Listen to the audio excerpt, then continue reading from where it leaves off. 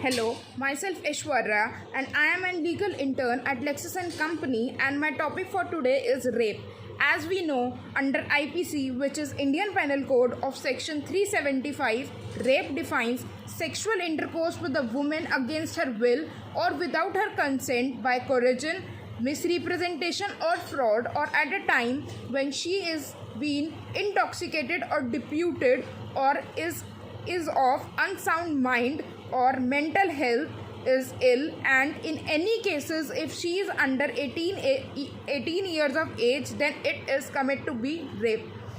It's a rape if it falls under the following categories. First one is against her will, second one is without her consent, third one is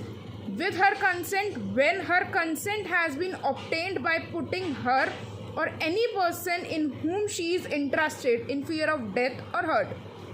Then fourth one is with her consent when the man knows that he is not her husband and her consent is given because she believes that he is another man whom she is in believes herself to be lawfully married. Fifth one is with her consent when at the time of giving such a consent by a reason of unsoundness of mind or intoxication or administration him personally or through another of any stupefying or unwholesome substances, she is unable to understand the nature or consequences of that to which she is given consent. Sixth one is with or without his consent when she is under 16 years of the age, which means penetration is sufficient to constitute the sexual intercourse necessary of the offences of rape.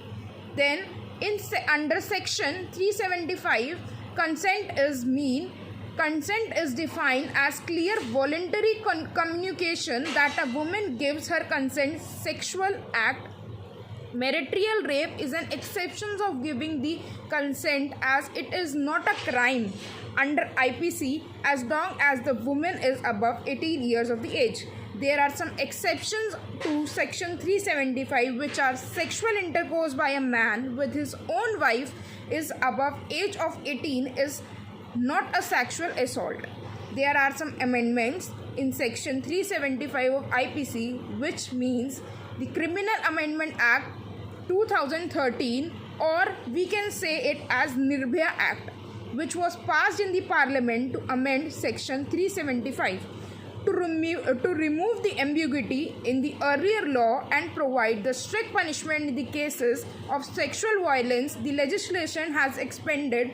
to define the act like penetration of the penis into the vagina, urethra, anus or the mouth, or any object or any part of the body to any extent into the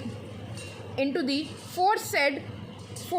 of the woman body's part for making another person to do so as constituting an offences of sexual assault. Applying the mouth of touching the private parts were also classified as offences of sexual assault. There are some punishment mentioned in this act is except in certain aggravated situations, the punishment will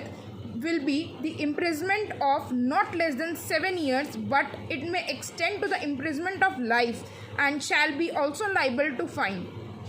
In aggregative situations, punishment will be the rigorous imprisonment of a person which shall not be less than 10 years but which may extend to imprisonment for the life and shall also be liable for the fine. Thank you.